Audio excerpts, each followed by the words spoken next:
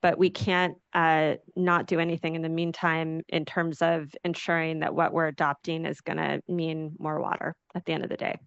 Um, and then I I think a question I have and is just on 5A.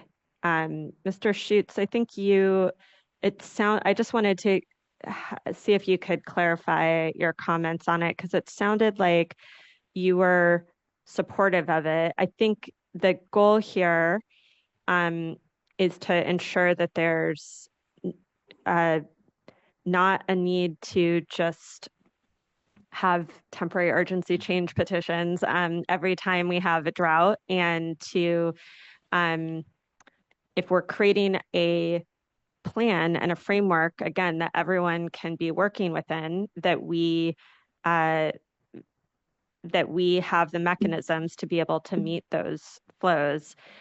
You had identified a concern though with the proposal. I think it was around, is it going to be um, having other users Backfill.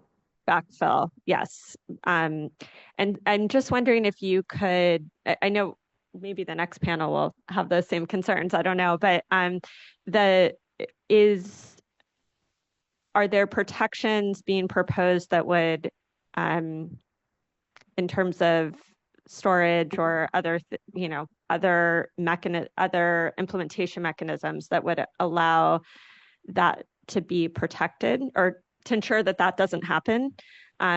Or what is the approach that would address that issue? Well, I think there are two things. One is the carryover storage, which is proposed in the regulatory path, as you call it, for the update of the Bay Delta plan. And the other thing is bringing deliveries into line with what's needed to assure that the following year there's going to be enough water if it's a dry or critically dry year. And that applies to the projects. It applies to other water users as well. And my concern that I expressed for the projects was if they know that down the road they're going to have someone else to step in to make up the difference if they fall short, they may more aggressively manage uh, exercise their reservoirs, particularly with a new federal administration, which is something we saw in 2020. And then you're asking other water rights holders basically to make up for what's irresponsible management, in my view, of project reservoirs. And so somehow you need to build in safeguards for that. There are some already sort of inherent in the regulatory path, carryover storage, um, and a percent of unimpaired flow is usually going to meet um, at least delta requirements. It may have a problem with temperature and so forth below reservoirs. But the other part is somehow getting a handle on appropriate deliveries. And that's the projects do that with their contracts, in my opinion, not aggressively enough, but nonetheless, it is a mechanism and it's a legal one. You don't really have that same mechanism for non-project diverters, and you probably need to think about how you would do that. That's one of the reasons I like 5B more than 5A. And it's a policy approach. It would take a lot of work to figure out exactly how to make it work.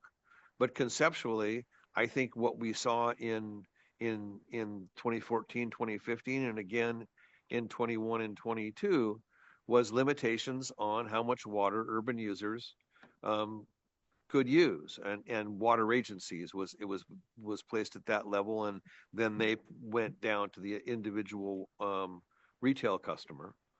um, but rather than just sort of wholesale saying, all right, you're out, and doing those kind of curtailment things.